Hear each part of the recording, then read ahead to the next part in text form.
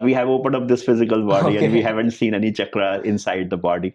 So chakra is a Sanskrit word which means the wheel. Nada means the sound. Okay. It literally means the sound. Like if you will see the originally our four Vedas are actually the four nadas, Okay. four sounds. Like once a very rich king comes to the Buddha. Rich king comes to him Hmm. and he said, Buddha, I have a beautiful life. I have a beautiful wife, family, kingdom. Everything is going good. Only one pain is there. So Lord Krishna is teaching us not to run away, but have your life in a balanced way. There are three ways, three experiments you may call it. Mhm. So it was the teachings about the spirituality, right? But once they passed away, we forget their teachings and we created the religion around their teachings. Two type of people are there. Some people take a pause, think about those questions, and they think that there is no answer and they continue their life, right? The second type kind of people, simultaneously they are performing their life, they start searching for those answers, that what are the answers of those questions. We all are carrying those questions. Those people come on the spiritual path.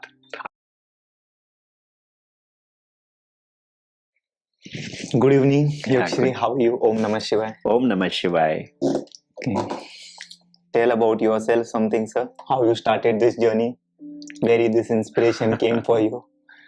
That Yeah, only sound healing. Why sound healing? the sound healing and the spirituality is like not me, I choose it. I think it naturally comes on my way Okay. as I born through the spiritual parents who are following the Nada Yoga. Mad. In modern times, we call it the Surat Shabad Yoga. Surat. So Surat means the Atman, Okay. the soul. Shabad means the sound, Okay. the eternal sound.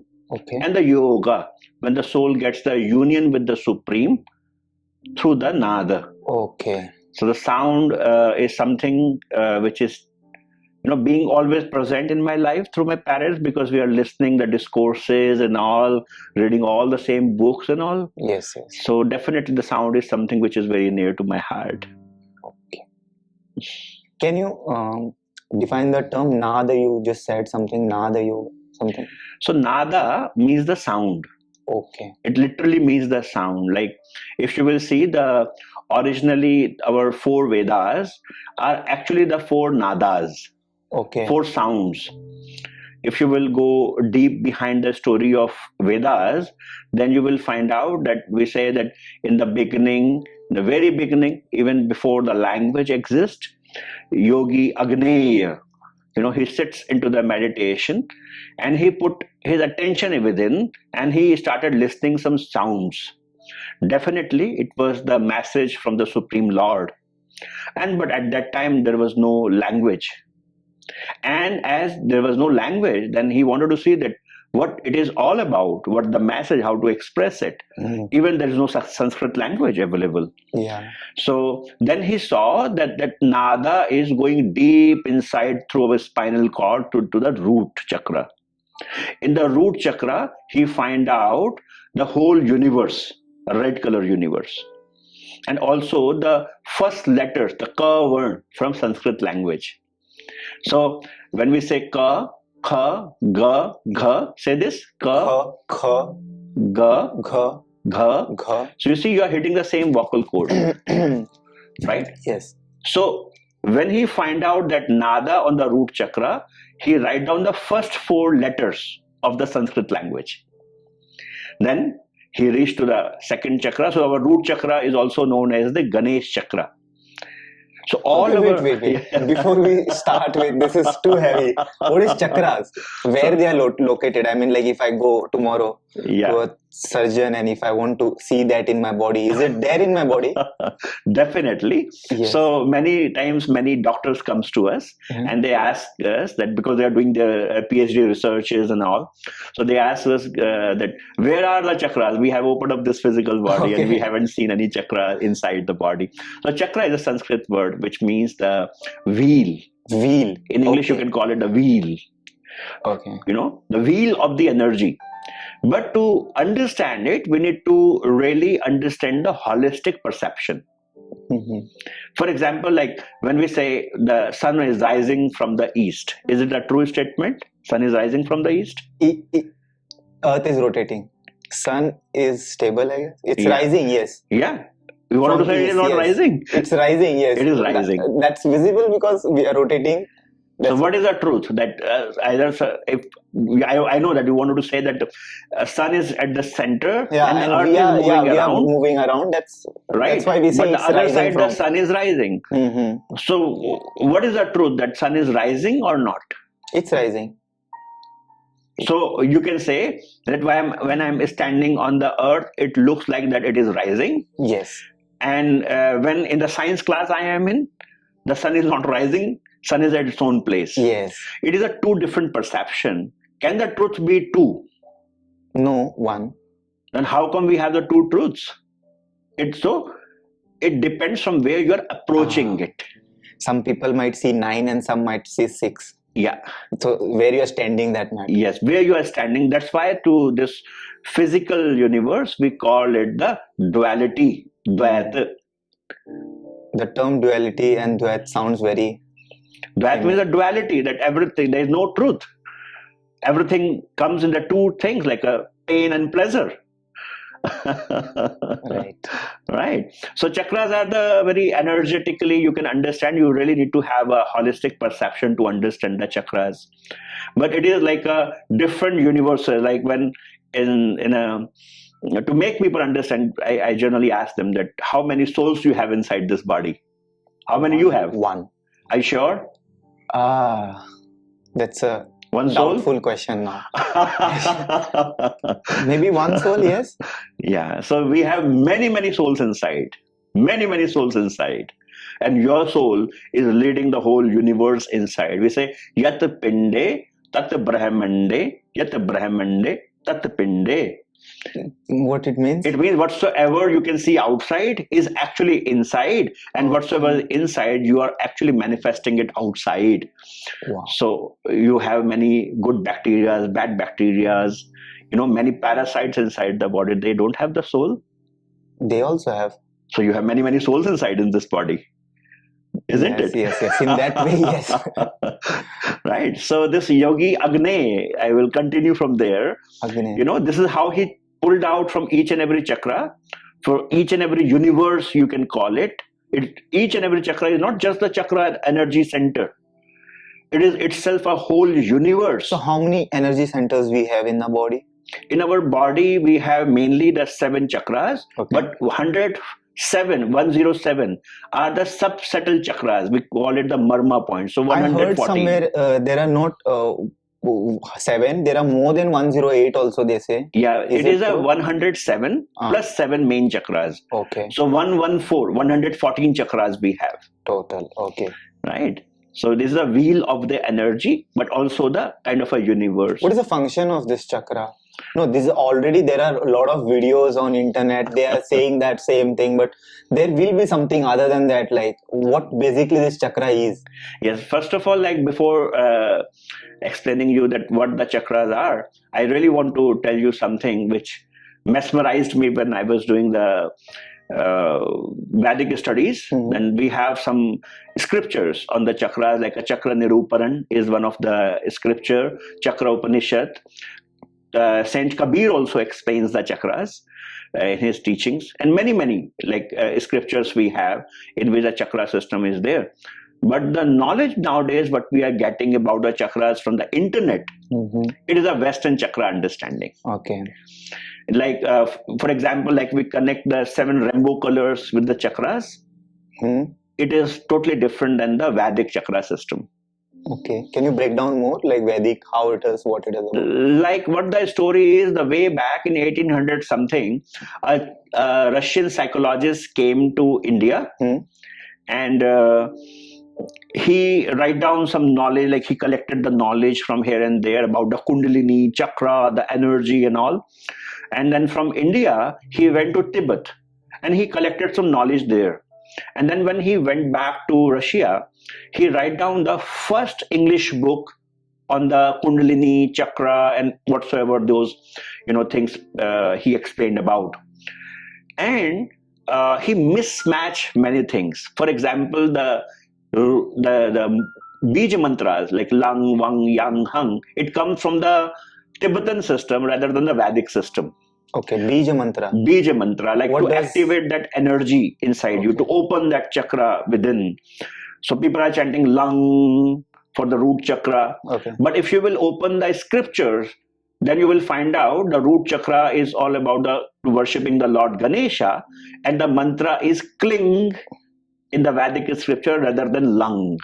So lots of misconceptions are there, but because nobody really cares that what really the Sanskrit scripture says, so people don't take the reference from the books.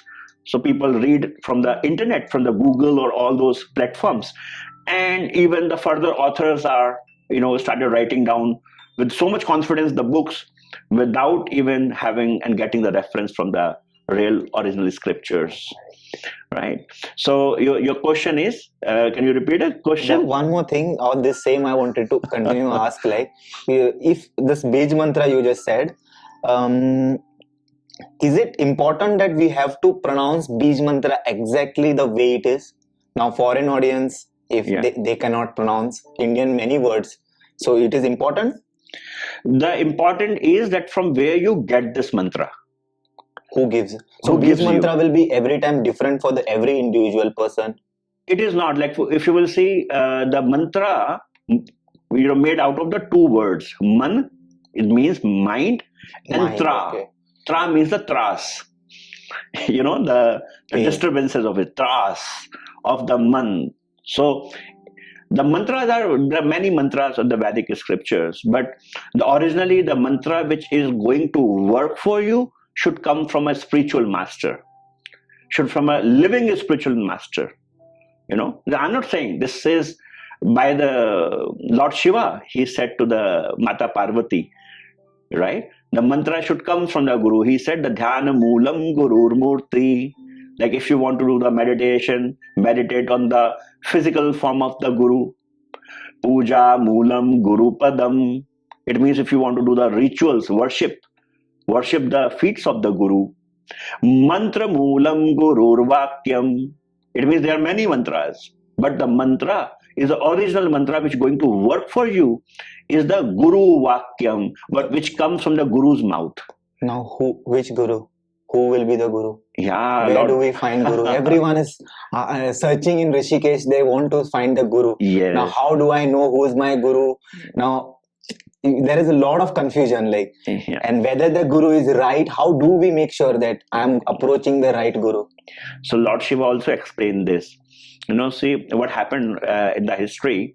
What we read in the scripture is Lord Shiva gave a whole Yoga Maya knowledge to Mata Parvati, and then the Mata Parvati also said, okay, so it means I'm enlightened now, that because I have all the knowledge. Yeah, the one which you shared. Yeah. So Lord Shiva said, no, it is just the knowledge. She said, what I'm missing for then? Like, what is the next further step? So Lord Shiva explains that yes, you are missing with the living spiritual master. You don't have a guru. Like you see that by reading the medical books, you cannot become a doctor. You need someone who will guide you. Anubhav granth se bada hota hai. Yes. So like we are sending our kids to the schools because they need that environment, that particular environment, and also a teacher who will teach them. Otherwise, we can give them the book and they can learn by themselves. No. Right? You need a Guru. You need a Guru. Without Guru, it's not possible. And then Parvati asked the same question which you said. She said, how I will find out a Guru? I don't know anything about the Guru. So Lord Shiva said, Brahmanandam Paramasukhdam Kevalam Jnana Murtim Dvandatitam Gagana Sadrishyam Tattvamasyadilakshayam. Brahmanandam.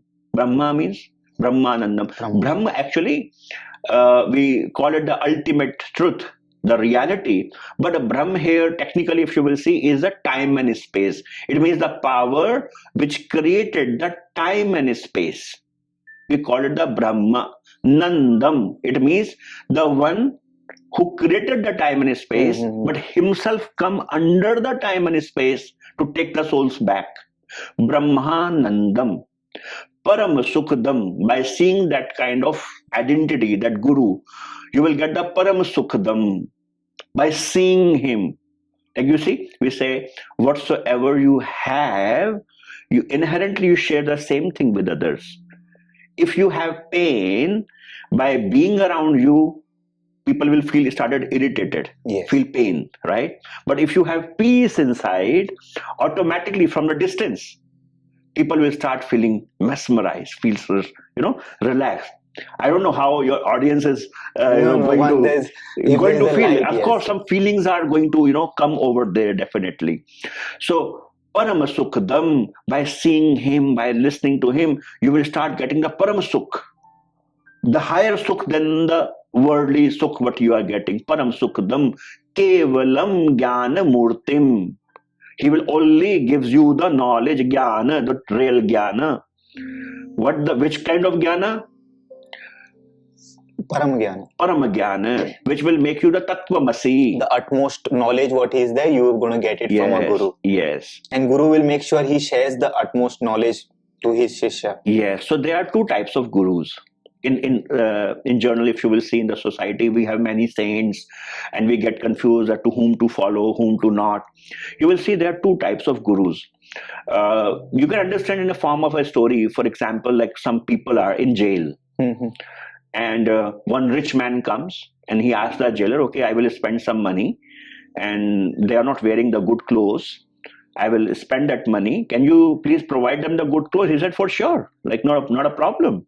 So this guy, rich man, he did something good for them and he gave them the good clothes. And of course, they started feeling good. Then another rich man comes and he saw that they don't have enough good food to eat, not nutritious food. So he said, okay, I want to spend some money to provide them the good food. Of course, he did something good that they start getting some good food now. The third rich man comes, he said they are not having a good barracks, like where they are living is not a nice place. It should be hygienic. It should be. So he built up a more beautiful jail for them. They all are doing something good.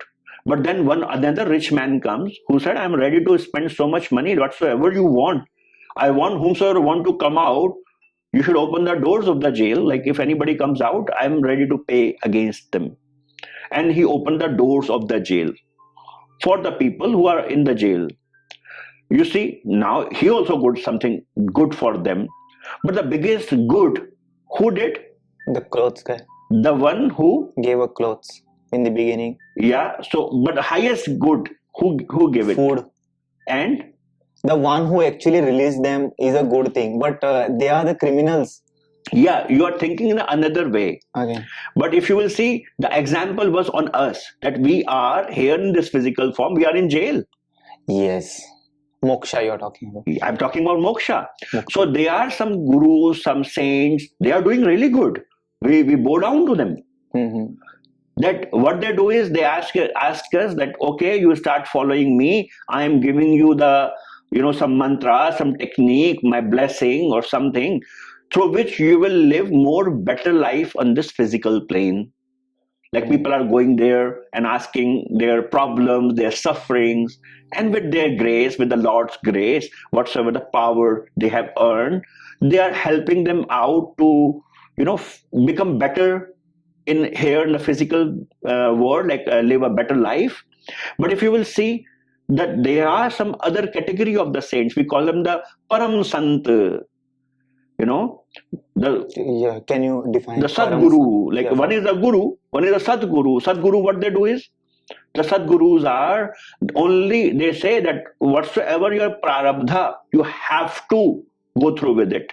I am not, please don't come to me by saying that I don't have this, I have this problem and that problem. They only give one teaching. Go back to your home. I have the way. Just follow this way and go back home. Like once, a very rich king comes to the Buddha. And he said Buddha. To the Buddha. No, I want to know Gautam Buddha. Gautam Buddha. Okay. Yeah, Gautam Buddha. One rich king comes to him. And he said, Buddha, I have a beautiful life. I have a beautiful wife, family, kingdom. Everything is going good. Only one pain is there. Any guess? No. He said, I don't want to die. That's no one can skip. Yeah, I don't want to die. Buddha, do you have any technique through which I will become immortal? The Buddha said, yes, I have the technique. He said, oh, wow, I was really expecting this from you. So Buddha, can you teach me this technique? Because I really feel scared when I started thinking about the death, that one day I will die. I don't know what's going to happen after the death, but one thing is very sure, that I'm going to leave this world. And whatsoever I have, my wife, my kids, my kingdom, I need to leave it. I don't want to die. Can you please teach me this? Buddha said, yes, sure, I will teach you. You also want to learn? I know this. You also want to learn this technique? Yes, I want to learn. Yeah. I'm excited to know what Buddha taught him. Yeah, the Buddha taught him the technique. He said, King, if you don't want to die, don't take the birth. But this time, in this life, you already took. So you already did the mistake. Now you have to die. But make sure you will not take the birth next time again. So the Sadguru, Lord Shiva is mentioning to the Parvati, is the Sadguru. The Sadguru is the one who never talk about how you will become more comfortable in this jail. He just give you the strength to go through with your prarabdha karma. Whatsoever is happening, you have to go through with it. But you will get some strength, some support from inside, that you will able to bear that pain. But they don't remove that pain from us, because we have to go through with it. It is our karma. But they give us the practice through which we are going to finish our all three kind of karma. Sanchit karma, fixed karma, which is there like a fixed deposit. Prarabdha karma, for the prarabdha karma we took this birth. And the kriyayaman karma, the new karma which we are creating, all the karmas are going to be finished. So the Lord Shiva was teaching her, the Parvati.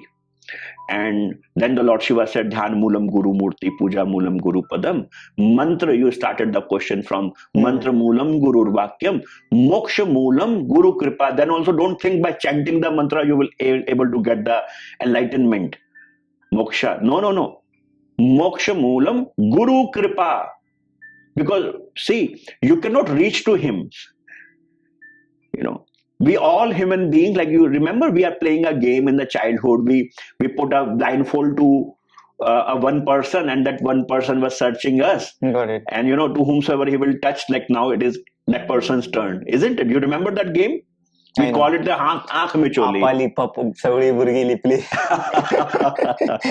In Goa, we have a game like that. Yeah. We say Apali pa sagli burge. Yes. This game, the spiritual game, is here that we all are blind, and that one, our beloved, is having the eyes. With our effort, and you see the size of our game, like a whole universe, can you see? No. In this whole universe, do you think a blind can catch the one who is having the eyes? We cannot really. No. We cannot touch him to our beloved Father, to that beloved one, to whom we call it the God, Allah, Vaheguru, whatsoever the name we gave him. Of course, he is the one for us, right? We cannot catch him with our even meditative effort.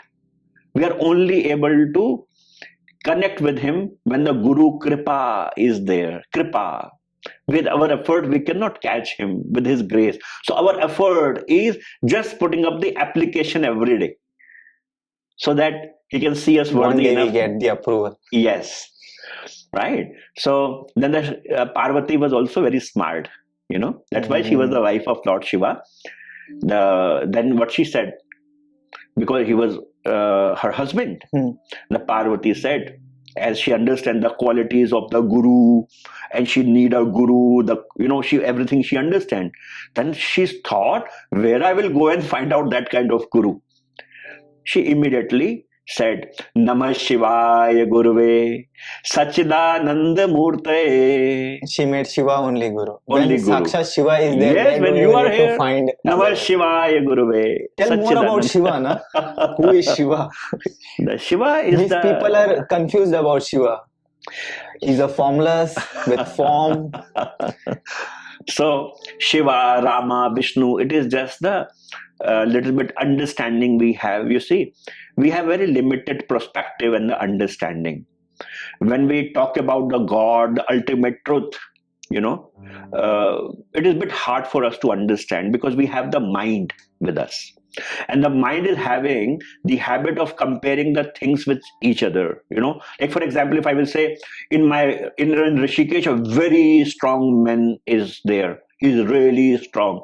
Automatically you will start in your mind started, you know, creating an image. Creating an image. How powerful? Then you will ask me, is powerful from some guy, maybe Khali. He's powerful than Khali. How he looks like, how tall he is. You know, like we start thinking. Because we need some reference point to be compared with. Yes. Right? And if we really say that, okay, that God is nameless, formless, you really need to be an elevated soul to understand that concept. So we human beings, we all here, we come from the different backgrounds here. Somebody was a bird in the last birth. Okay. And now maybe the first time took the human birth. So that soul is the same soul. But now took the first time the human birth. Now if you'll talk about very deep concepts of the formless and the nameless God, it will be very hard for that person to really understand. So our Vedic system is created very systematically for everyone. We all, maybe in one family, we have the different people who have the different backgrounds. For example, somebody comes from the animal birth, somebody comes from the human birth, but in last human birth, the person did any meditative practices. Okay. Maybe a very cruel person, but still having some good karma, took a human birth in the same family. So we all got human birth with because of our past karmas. Maybe good karmas. We should say that with his grace rather than our good karmas. So we all been and a cow, dog, buffalo, everything. After that, we got this birth, human birth. Yes. And after this, we'll be still getting human birth, or it depends. By being human, if we are just performing the life like animals, definitely we are building up our animal life again. What do you mean by that term? Animals, like what human we should not do as a human? See, we should as a human being perform our dharma. Yes. What is dharma and what is karma? So first we need to understand the dharma here. Yeah. So many people think the dharma means the religion. No. Okay. Dharma means not the religion. It's not religion. The right word for the dharma means responsibility. Okay. And what does the word religion means? And religion is maybe some groups. Okay. When we create some ritual ceremony, like you see, any spiritual master never created any religion. So in Sanatan, we don't address it as a religion. We don't. Yeah, Sanatan is not a religion. Okay. Like you see, even the Jesus Christ never created the Christianity. They created the Christianity after Jesus passed away, almost 200 years after they started, collecting all the teachings from their ancestors, whatsoever they get. And they started writing down the Bible. Interesting. Right? So what are the common things you find in our religion, other people's religion? Any few common things? Everything is common. The truth is always same. There is no difference in any religion. Like we should not see the religion as my religion is good and your religion is bad. It is just a very narrow understanding about the spirituality. The spirituality is there in each and every religion. The essence of truth, the base of spirituality exists in every religion. It is just our very limited understanding about the teachings of the previous masters. The problem is that when spiritual masters come in this world, once they give us the teachings, but once they leave, we forget their teachings and we follow their bodies. As you will see, the typical example is the Buddha. The Buddha, when he was in the physical form, he never allowed anybody to make his picture or the statue or any form. He even never allowed anybody to write down a single teachings about whatever he said. Because he know, because he know that if he will allow people to make his statue or maybe a picture, or maybe he will allow his teachings to be write down in any form, tomorrow we will create a new religion maybe in the world, which he don't really want. So Buddha was an atheist. He was not atheist. He was following if you will go deep with the philosophies, then you will find out he was following the same Sanatan Dharma. Okay. He was a Sanatan yogi. He was like, it is not a religion. It was like the same Vedic teachings he was following. Like we call it the same yogic teachings, like nirvana and all. Like, but you see, after Buddha passed away, 400 years after, they started writing down those scriptures, those teachings. 400 years, right? And the Buddha said, don't worship the statues. He said, this body is the temple. Jesus Christ, as he said, we are the temple of the living God. In Hindu scriptures, we say this body is Nar Narayani Dehe. It means the Dehe in which the Narayan himself is living. So this is a God-made temple. Mm-hmm. But we human beings are fighting. Yeah. So this temple, if you want to see the real temple, this body is the temple. But we human beings are ready to kill the God-made temple for the man-made temples. You see what is happening to Jerusalem? Outside. Right? So we give more attention and the value to man-made things rather than the God-made things. So religions are still carrying the warmth of the spirituality, the message. Like Buddha said, don't worship the statue, but the highest number of statues in the world is the statue of Buddha. I personally feel this is the biggest disrespect to this monk, that he said, don't worship the statue, go within, and instead of going within, it is easy. Do everything whatsoever is unethical, a dharma, and just go and bow down in the front of the Buddha, just chant 2-3 lines and it's okay. But this is the religion, like when we really connect with the bodies, we don't connect with the teachings. Okay. Teachings are important. So religions are, you see, like, but religions also plays a very significant role. I am not disrespecting any religion here. Religions also have their own path, their own value. You see, if a stone is inside the water, at least it is saved from the hot sun. Right?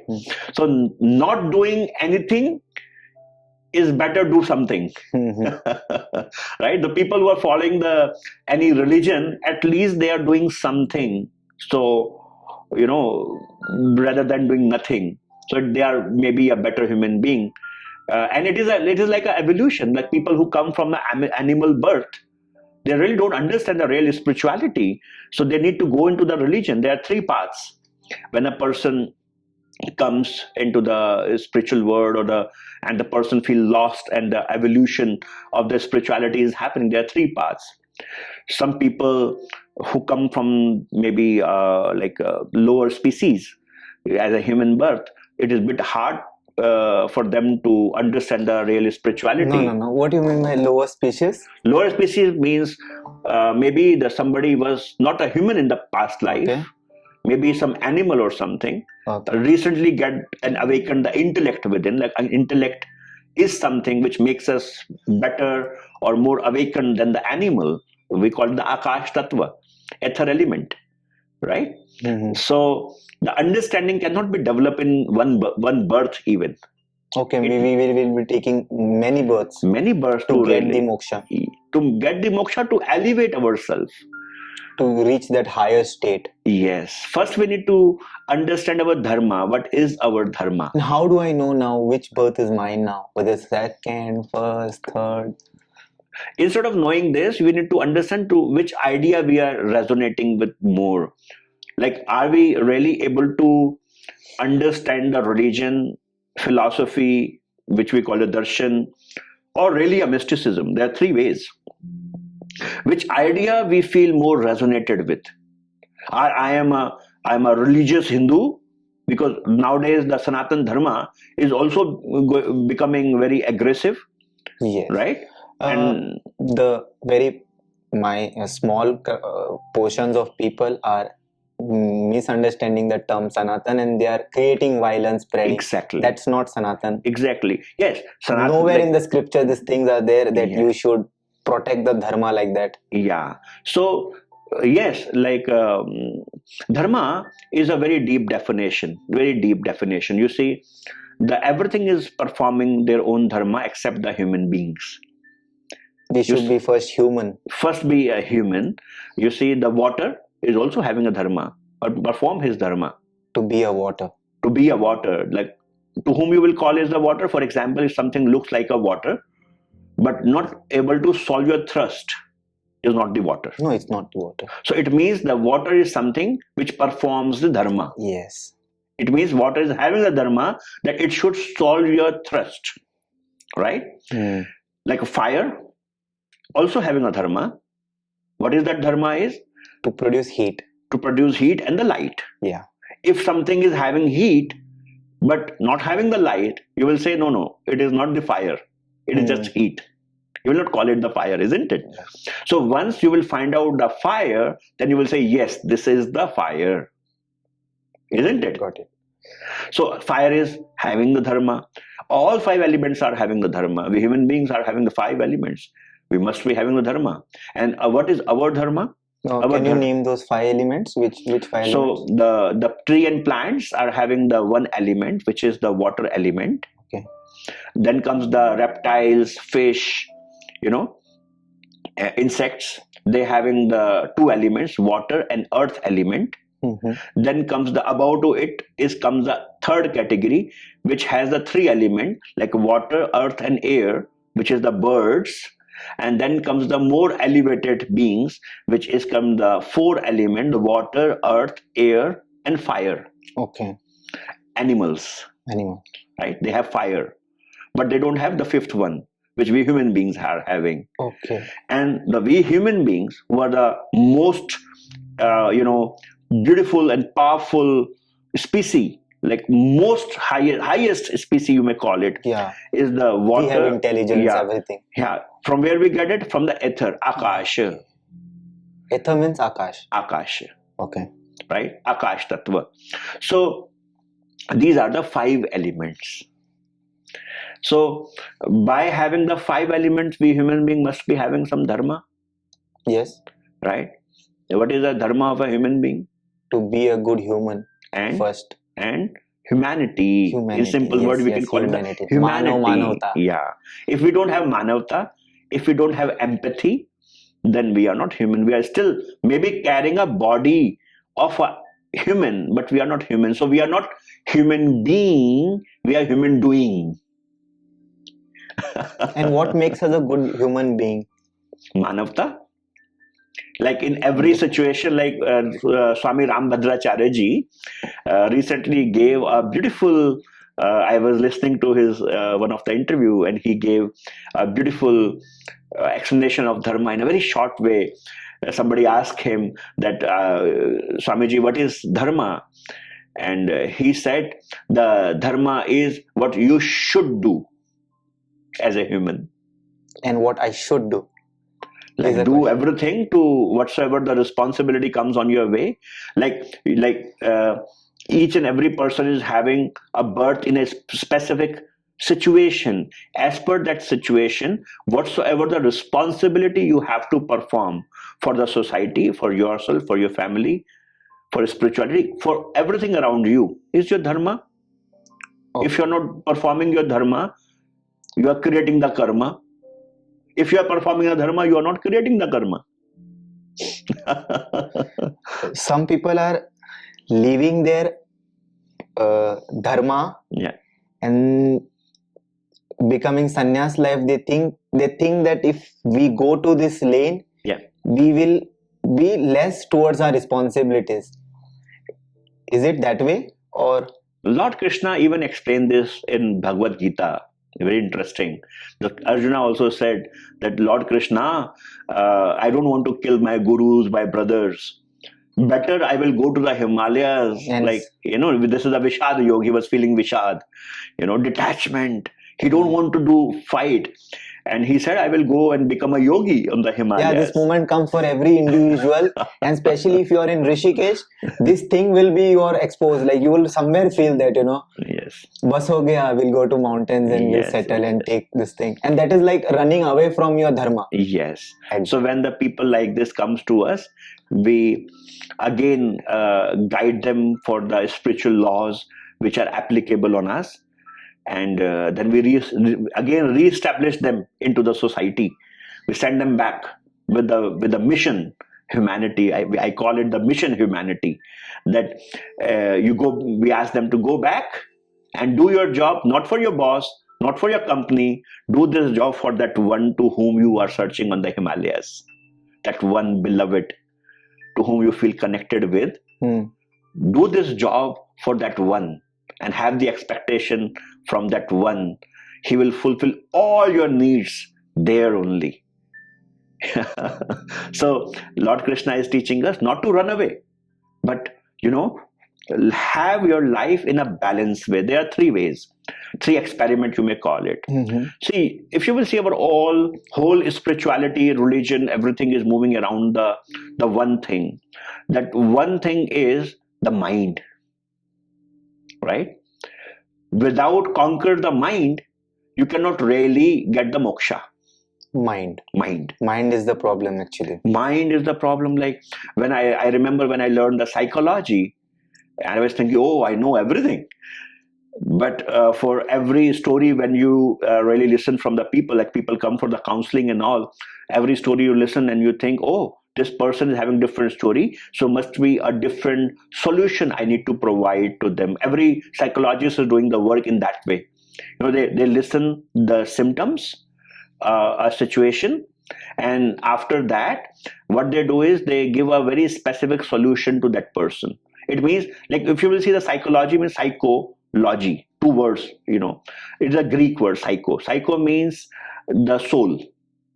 Logy means a reading. It means the outside reading. Yeah, okay. So when you are observing a person's behavior, the soul's behavior, and you really try to understand it, and then based on the symptoms you give some solution, it is called the psychology, like a symptom-based solution, right? Okay. So you need to give really a different solution to different people, like a allopathy medicine, symptom based. I understood. Right? So the spirituality is more like Ayurveda. Okay. More on the root cause. What is the root cause is? So psychology is 200 years old subject. Okay. But when I started reconnect with our own scriptures, then I understand, oh my God, all the different painful stories what we are listening in this world are actually having a one root cause, one problem, one reason. So we don't need to really find out and solve our symptoms of the life. Like when people comes to us, they talk about the symptoms. Right? My family members are not listening. My husband is not listening. Problems, problem in my job, in my career, in my finances, in my health. There's all symptoms. Can we run away from that? You don't need to run away. Can we skip anything? You don't need to. So how do we tackle it? You are manifesting them. Just stop manifesting them. Okay. Right? So manifestation works.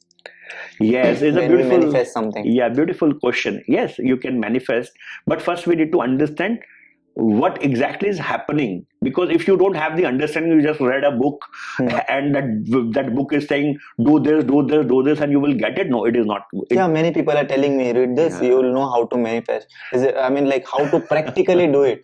Yeah. Yes, I want to become Ambani. Yeah. I will manifest it, but is it possible like that? Like we say in Hindi, Astha or Ichha. Wow. There's a big difference between both of them. Very big difference. Right? Day-night differences. Day-night difference. Ichha is, I feel that way. Astha means I have a complete belief it is going to happen. Yes.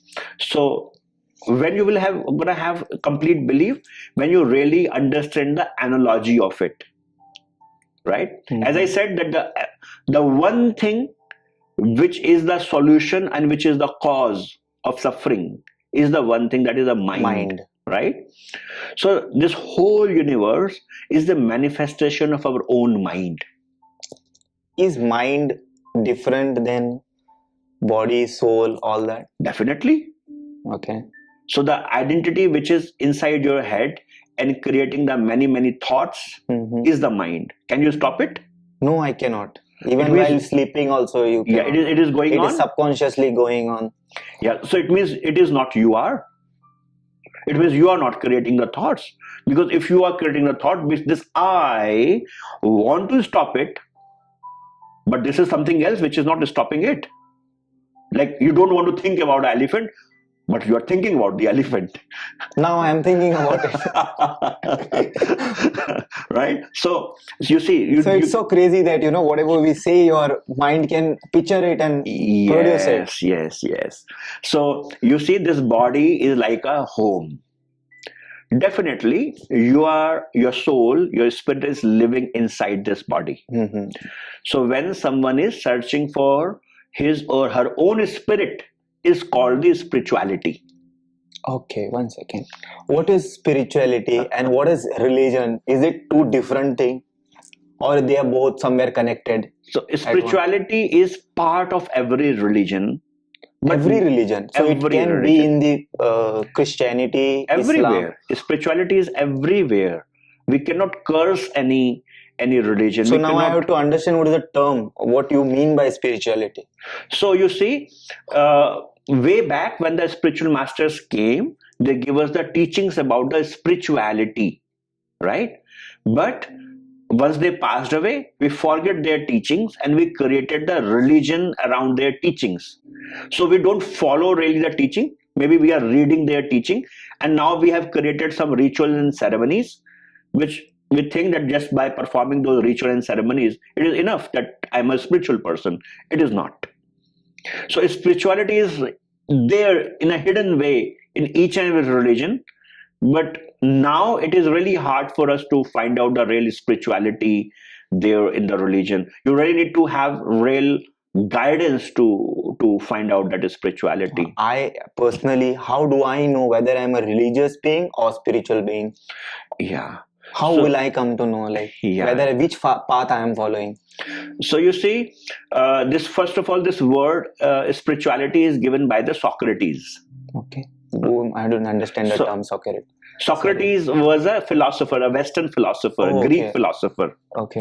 Right. One day he bring a glass of wine, like a spirit, alcohol, in front of his disciples. And when he bring it, he opened the cap of it and he put it there, and he started talking about the spiritual talks, like a satsang, you may call it, discourse.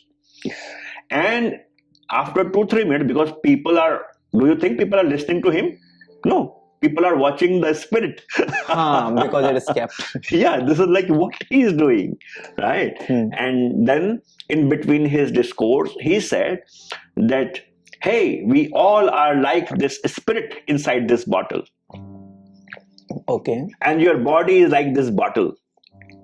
You see, when I started, how many of you find out that it is evaporating? Of course, people are focused there. That is why. If I bring a bottle, alcohol bottle there, your viewers are going to see this bottle rather than listening to the podcast. I got it.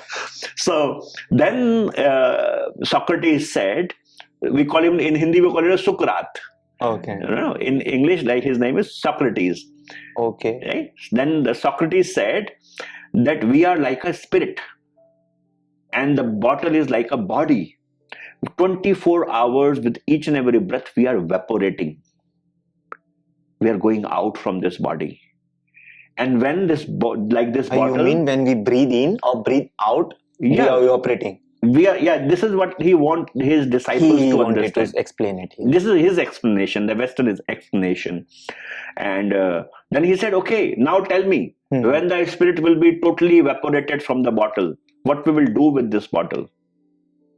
What we will do with this bottle? That's a sad part. What was there inside, crucial thing that's already evaporated. What to do with that bottle? Like normally what we do after the spirit is not there in the bottle? we either throw it, break it, or if someone feels it's important, they might be using it for DIY. Yes, right? Yes. So it is not useful then. It's not useful. Same happened with this physical body. We recognize each other not with the soul, with the bodies. With the bodies, yes. So the power which is talking to you is not the body, is the power inside, the spirit inside, which is talking to you, using this body. So my spirit is inside my body. Your spirit is inside your body. So spirituality means when someone is searching for his or her own spirit, is called the spirituality. Now, if I'm searching my spirit in the Himalayas, right now I'm sitting here, do you think my spirit is in Himalayas? My spirit is not in the Himalayas. Do you think my spirit is in Mother Ganga? No, my spirit is not there in the Mother Ganga. Where my spirit is? Inside this human body. So any technique which connects you and allow you to go within this body to search your spirit is called a spiritual practice. Right? That doesn't have to be particular religion. Any religion, if you are diving deep into understand why you are here, what is your purpose of life, basically that is spirituality. Yes. So now it doesn't mean that we don't need the religion, we don't need the ritual ceremony. Don't misunderstand. Okay. So when a person is trying to go within, focus and try to go within inside this body, we don't know from where to go inside, right? But we have to face a one powerful identity, and that one identity is the mind, our thoughts. Have you tried the meditation? Yes, but personally, first 3 months it was going good, but with the more daily this thing chaos, it is becoming really tough to focus, sitting, putting it. I was also convincing other people, like, it's not like that, you can try it. But when it came to me personally, after 3 months, I understood it's very tough. Maybe I am not finding that exact environment or supporting around me, but it is very difficult to sit more than 15 minutes and you are not having any thoughts. Even if you are pro, you will have a thoughts for, it will be somewhere 5 to 15 seconds is going to happen where you are actually thoughtless and you feel very good about it. Then again thought comes. So thought comes from mind. It means you really need to conquer your mind first, right? And you already given the answer. Like when you will listen this podcast again, then you will find out you already answered it about the religion. I'm just reminding you that you know the answer. You need to really watch it 2-3 times, and then you will find out your answer which you already gave. You said you need the environment. Okay. Environment is the biggest weakness of the mind. If you really want to conquer your mind, you need to really create a beautiful environment around. Okay. If you have really not an appropriate environment outside, you cannot really affect your mind. Your mind gets the effect of the environment very quick. You see, the people who are taking the drugs, you ask them how you start taking the drugs. They will tell you, the first I had some friends who are taking the drugs. Friend circles, that, yes. And then slowly and gradually, by just having the company of those people, I start taking the drugs. You ask the person that who becomes spiritual, how you become spiritual. You'll say, I was not really believing all those things, the spiritual things. I just had the company of some saints. By having the company of spiritual people around you, slowly and gradually, I even don't know when I started becoming spiritual. Now I'm a spiritual person. You're talking about me, it looks like. Everyone. You ask the people. You ask the people, you see, that who are going to the gym and the fitness freaks. Ask them how you started doing it. First, they have the friendship. If they are not able to build a friendship in gym or yoga classes, then they are not able to continue. Once they find out the friends there, they want to meet those friends, and they being into the environment, then what they are talking in the fitness classes, they're talking about a fitness, they are talking about the food and all, and they become fit.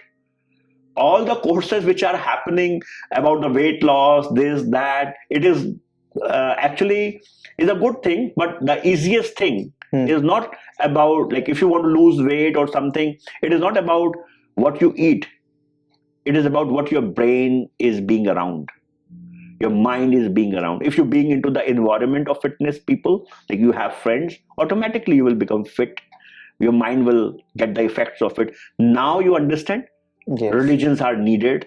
It is not religion, it is a good environment is needed. Religion connect higher people together, like the one common thing they find, like, that you also have, me also has, that we are believing in some one thing. That's why we are connecting, like whole India can connect to one word. When someone says anything against Sanatan, or good thing, bad thing, we all can connect together, either in a good way or bad way. That's how religion is playing an important role, I feel, today's definitely world. You see, even in Sanatan Dharma, we have many beautiful temples, we have daily rituals, ceremonies, a routine, a spiritual routine. It is very much important. It is important because suppose you wake up in the morning, you will go somewhere and you will see the temple. It will remind you missed your daily meditation. By going and worshipping into that temple, you will see that you are creating a beautiful environment around you. The God loving people, not God fearing people. Like, it is a big even misconception people are carrying, that we should be God fearing. Why you should be God fearing? You should be God loving. Right? So by being into that good God loving environment, then automatically you will get the motivation to sit for your regular meditation. Being alone, having a toxic environment, and then you are saying that, oh, I want to sit in the meditation, you really cannot. So here the role comes. So is it possible that after doing certain meditation, you are reaching at that stage, like no matter what people are making noise there, but you are still in your deep dhyana? It is like you go above from the pain and pleasures. Okay. Lord Krishna in Bhagavad Gita, he said, you become isthit pragya, study wisdom. So you really go above from the pain and pleasure. That worldly pain and pleasure, nothing affects you. If you will see the very deep people, you go to them and you give them a very good news, they will never feel excited. They will say, okay, yes, okay. Yes, you are right. You go and you ask that somebody passed away in your family, they say, oh, okay. They are in one sane state. This stage comes in your even the practical life, that nothing in this world affects you. It is not that it is good or bad, it is not. It is that you perform your responsibility. As a spiritual person, you also perform the worldly responsibility. Like, if in some certain situation you need to cry to show the people, you will cry, but inside you are laughing that I am just doing the theater of life. It is like a drama, a theater you are performing. The spiritual beings actually experience this from inside, that this world, this life is really a theater what we are performing. It is not really something is happening here, good or bad. It is just the theater is going on. But this theater by our creator is made in that way that it looks very real. And by being into the illusion, it looks very real, and we think that, oh, something is really happening. Like in dream, you see the little kids, sometimes they start crying and they start laughing in the dreams. Same thing is happening here in this dream of life. So a spiritual person really able to understand, and able to not understand, even experience that this is not really something is happening. It is just a theater is happening. A dream is going on. So they are awake. Okay. How do we get dreams? Is anything spiritual thing connected to it? Our past life karmas, this, that, anything. Yeah. We get a lot of dreams, that whatever is about to happen, whatever happened, and somewhere it repeats also exactly the way it happened, and some people call it deja vu or something. Yeah. So we need to understand that way first of all. Right now, inside this body, where you are sitting, any guess? Where your consciousness, where your spirit is sitting inside this body right now? It's either in mind or in heart. Where exactly the place your soul, which is talking to me, is sitting inside this body? We have zero idea from where the soul leaves or comes in from. So which is the point where it will leave the body? So our scriptures are giving very clear teachings about it. Where the soul is situated. So in awakeful state right now, like I'm talking to you, you're talking to me, our mind and consciousness, both of them, they are sitting back to the third eye chakra. This part. Back. You can understand like this. For example, in a scientific understanding, it is like this. When you are watching anything, for example, the outside also, where are your eyes? Where are your eyes? Front. Eyes. They are inside me. Where inside? These two eyes? Yeah. No. These are not the two eyes. These are in spirituality, these are the biological lens through which the light reflects to inside. And then it goes here. And both of them, they cross inside the head, and at one point they create the image. Image, yes. Right? The same way, these are the ears. No, these are not the ears. These are just the eardrums. Drums to through which the vibration from the outside vibrates, and we are listening it to the one point. Our consciousness, how to recognize it? Our consciousness is having the two roles, two qualities. Two qualities are the Surat and Nirat. Surat means the power to hear. Nirat means power to see. For example, if I will ask you, okay, create a golden apple. Can you create the golden apple? Yes, I can create as long as if there are supplies. Create now. Yeah, I already have the image, golden apple. Yeah, where you are watching this? Where you are watching it? Wow. Good question. Yeah. It's already there. I can see it. A golden apple. Where? You can create a golden apple on me. Can you put me inside the golden apple? It's done. Yeah, done. Done. Your face is on the golden apple. Yes, where you are watching this golden apple? Wow. It's on this corner somewhere. You are watching exactly on the same dot. Okay. It looks outside because we have the habit of seeing outside to in, so it looks very big to us. But actually, you are projecting around, and there's no real golden apple, right? But when I think, I don't know, some function is happening here. It looks like corner of this brain. Yeah. So the science says that whatsoever we are seeing outside, the light reflects from outside to inside, and we see everything inside. Right? And the sound from the outside goes inside, and we are listening inside. This is a scientific understanding. The spiritual science is totally opposite to it. The spiritual science says we are projecting everything from inside to outside, not outside to inside. It means whatsoever is happening in your life, it is the projection of your own mind. Okay. Whatever you've gone through, whatever you experienced, that's what you are going to see. Yes. The world as. Yes. So whatsoever we are projecting, it is inside out, right? So I will come on your question like about the dreams, right? But this is the basic understanding you need to really understand why it is first. there. Yeah. So right now we are sitting here to the third eye chakra. Just understand this, like mind, and who is projecting? Your mind is having also the quality. The mind speaks and create the visions. Yes, when I told you, before I ask you something, my mind is phrasing that words. Yeah. What I have to ask you. Yeah. And I can hear that what I have phrased. So how to recognize your soul? Your soul is listening what the mind is speaking by using the power of Surat. And your soul is watching what your mind is creating, like a golden apple. Got it. Your mind created it for you. And your consciousness, your soul was watching it. Got my point? Got it. So right now you are here to the third eye chakra. In the dream, what happened is our mind and the consciousness, both of them, they drop down to the throat chakra. Right? Here the mind becomes very powerful. And the consciousness is just able to observe. You cannot change your dreams, isn't it? No, you cannot control. You can go with the flow. Maybe here and there little, if you have a will, you can take it to other direction. Yeah. But much control is not there. Not there. Because the mind is more powerful here. You know, this chakra represents by the Mata Vaishno Devi, like a Durga Mata. Right? Where the Durga is inside your body, this is the throat chakra where the Durga is sitting here on your throat chakra.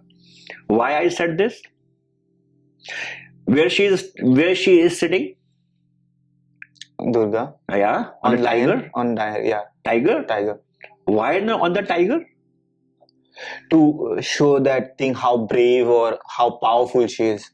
So the tiger here represents your mind. Okay. It means the power who controls your mind is the Durga. The one who is having a control over the mind, drive the mind. That's why we call her the Mahamaya. Understand? So when you drop down here to the throat chakra, whatsoever you are carrying into your chitta is the hard drive of your mind. So since the beginning, when the soul gets separate from the Supreme Lord and it gets the mind and took the multiple births, we had many desires, we had many experiences, many suffering, many pleasures, many experiences. You see, sometimes you see some people in your dream to you really never seen in your life, right? Those faces come. They come from your previous life. So all the multiple lifetime, millions of lifetime what you had as a soul, you are carrying all those memories into your chitta. When you are dreaming, your chitta is like a storehouse of all the memories of previous multiple lifetimes. That storehouse just opened up. And the mind illogically started creating and picking up the things from inside out. And current life and past life, it mix that way. It mix and it started creating some stories out of it. It is like a show starts. And the consciousness cannot do anything. Here, it is just observing what this the mind is projecting. More when person is into love, where he's first only fell in love, immediately that girl, it naturally comes. Okay, like they are. Because mind is creating and manipulating the consciousness, the soul, by feeling and the emotions. When you are in love, definitely mind creates the very powerful feeling and the emotions, right? So that it is like it is like a recent memory you have put it into the storehouse of chitta. So when you open up it, what you will get is the more intense emotions and all those images started coming. For example, if you are really scared from ghost and you're watching a scary movie, what's going to happen? That same kind of dreams will come. Because it triggers your because it triggers your emotions. And now that memory is into your chitta. Now you are sleeping here to the throat chakra. The doors of the chitta will open up. And whatsoever the recent emotions you had, or either in previous lives you had similar kind of emotions, those similar kind of, because emotions are the vibration, similar kind of vibrations will pick up and will put in front of you like a movie, and you will watch those dreams. So you create the dream by using your chitta. And the definition of the yoga in Yoga Sutras, Maharishi Patanjali said, Yogasya chitta vritti nirodha. What it means is, yoga means a union. Chitta means the hard drive. Now you understand the hard drive of the mind, where it keep all the impressions, memories, desires, emotions, feeling. Chitta, yoga, chitta, vritti, habits, all the emotions, feeling. Nirodha, removes. It means every practice is the yoga which delete the memories from your chitta.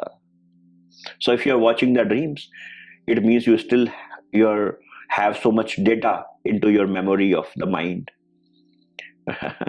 So this is the where you are watching the dream. But sometimes you sleep in the night when you don't watch any dream.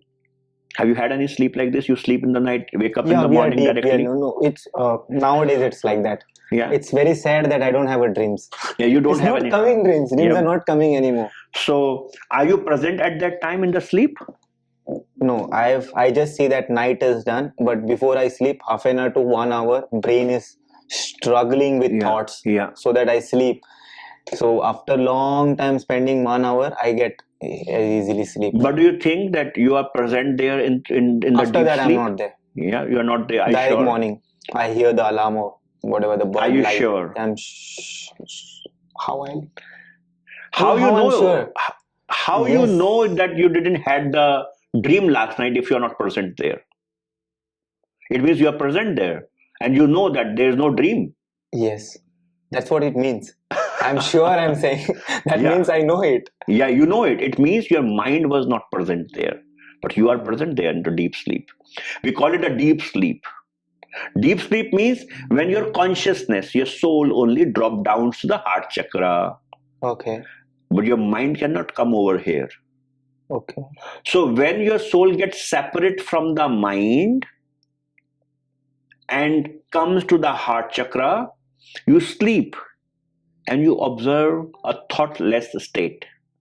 Mm-hmm. And it's a dark space. Mm-hmm. Do you remember now? Mm-hmm. It's a dark space. There is no thoughts. And you feel release or relax. Right. Because the mind is not there. There is no thought. And your body and everything feels soothing. The pleasure is there.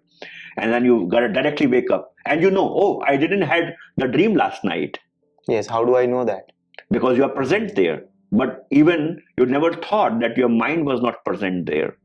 And that's why... Despite that, we know that last night what happened. Yeah. How is that? Because you are present there. In every state, you are conscious. That's why to the soul, we call the consciousness. Okay. Consciousness means chetana.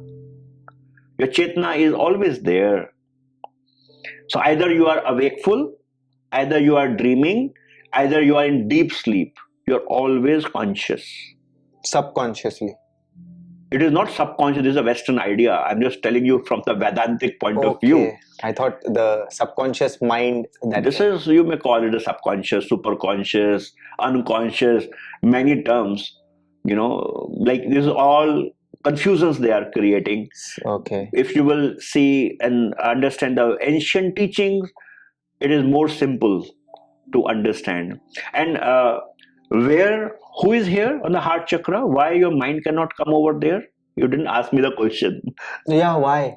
Yeah, why the mind my cannot... question was there in that, but I got this thing. Why mind can't come below this chakra? Throat chakra. Why? So your heart chakra is the home of Lord Shiva. Okay. Where the Lord Shiva is sitting inside your body, your heart chakra. You see where the Lord Shiva is sitting really? He's sitting on the leopard skin. Mm-hmm. Have you seen that? Yeah, tiger leopard skin he is sitting on.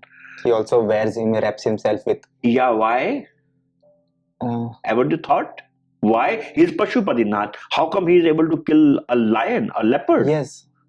He's a Pashupatinath. It is a symbolism. So he literally didn't kill any lion to sit on that. he cannot. He definitely not.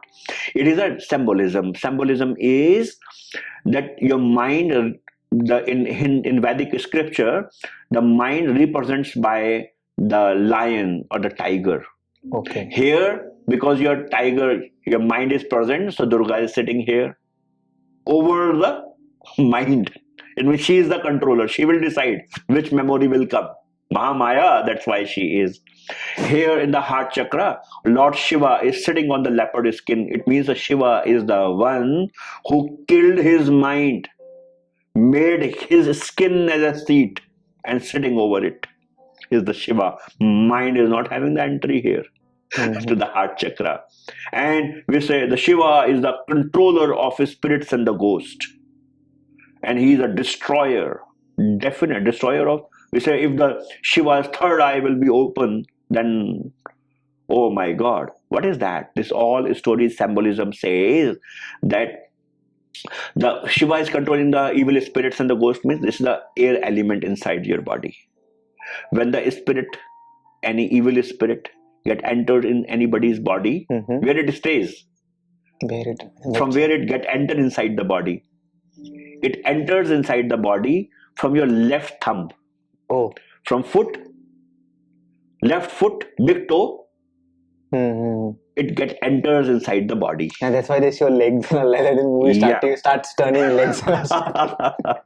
Then by using the nadis, slowly and gradually, from the different chakras, that spirit goes and capture your heart chakra, the realm of Lord Shiva.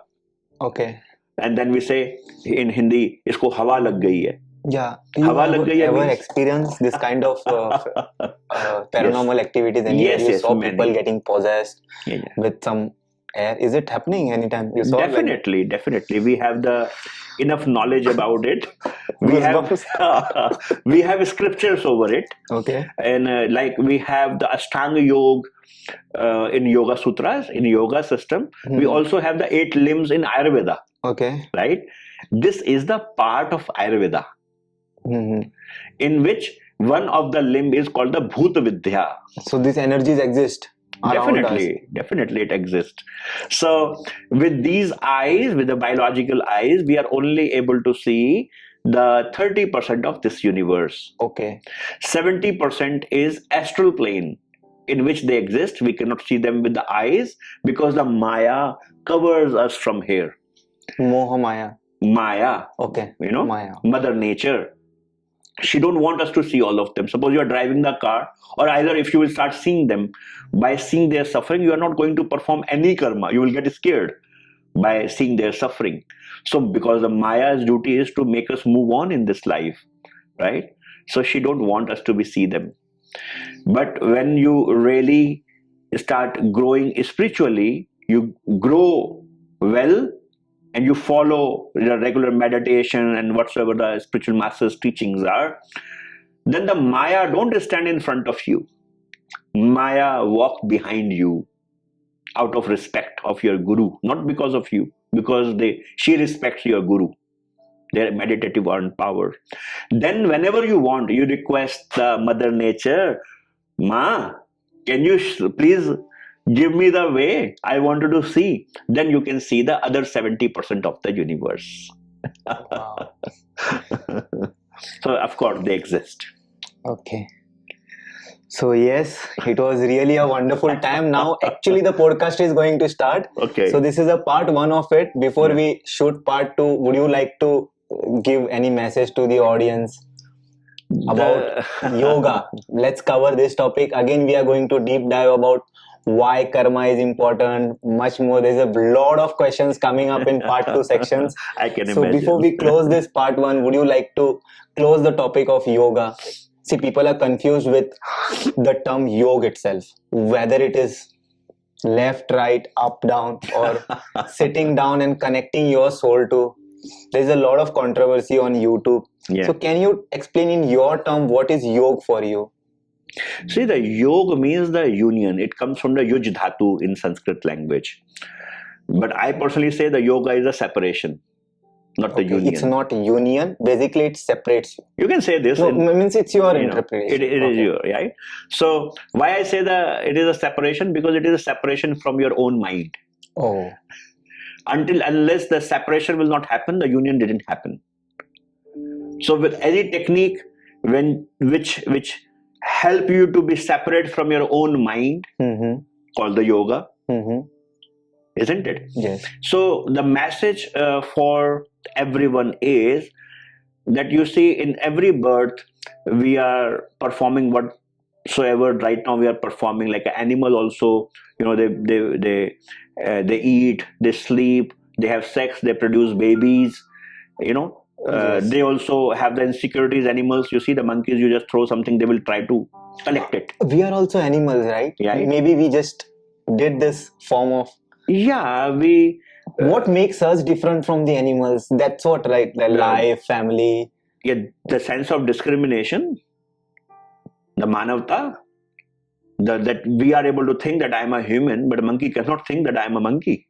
We have the feeling, sensation, emotions. They also have. They do also have. They do also have, but they don't have the enough intellect. Akash Tattva, ether element. The ether gives us the understanding that we are able to think that who am I, who is God, what this world is, why this world is moving forward, what is the purpose of life. Monkey cannot think, a donkey cannot think. right? This makes us special.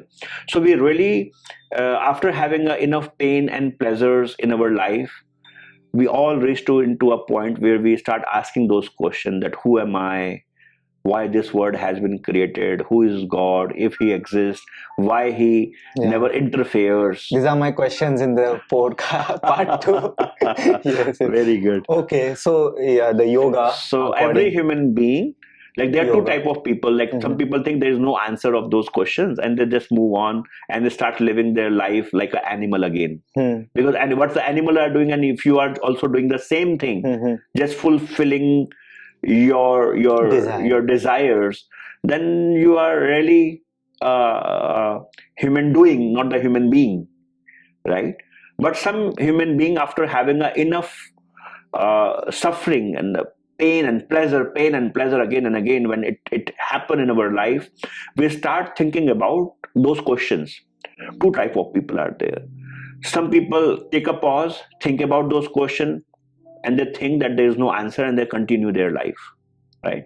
The second kind of people, simultaneously they are performing their life, they start searching for those answers, that what are the answers of those questions. We all are carrying those questions. Those people come on the spiritual path. I hope this is your audience who are going to watch this. We will find the audience. The right person will click on this. Definitely. Because we want him only to click. Yeah. So we say, you are not so late, you are not so early, you are on time. Yes. So this is their time to listen those things. So it is not that I am speaking and somehow it's a coincidence that somebody will reach into your video and is, watching and listening this talk. It is his plan, that one's plan. I don't feel that it is even my capacity to explain all those things. No. We all are here for some reason. I explained you my incidents previously, how I ended up in Rishikesh. Yeah. I cannot put it into words. Yeah. Like, I cannot believe that this so much coincidence can happen. Yeah. Like, out of whole India, I could have got call from anywhere, any part of India. The day I wanted to visit Rishikesh, that day only, if I get call from Rishikesh. Yeah. And I was worried about if I can get a place to stay. And they are asking me if they give a place to stay. So this much coincidence cannot happen. So yeah, there is some power which sends you at right time, right place. Yes. So yes, like we are doing our seva to whomsoever that one power want to be awakened. They will definitely gonna watch this podcast, and my best wishes to them. Definitely on our next podcast, you can ask more questions, and I would love to serve and share whatsoever I get from my spiritual masters' feats. I'm just sharing. I don't think so. I'm teaching. I'm just sharing what I get from my spiritual masters, and definitely it makes my life meaningful, peaceful. And I really have a very strong belief that those teachings are going to give the most expensive asset to everyone, that is peace and balance in life. Wish you all the best. Thank you so much. Yeah. Om Namah Shivaya. Om Namah Shivaya.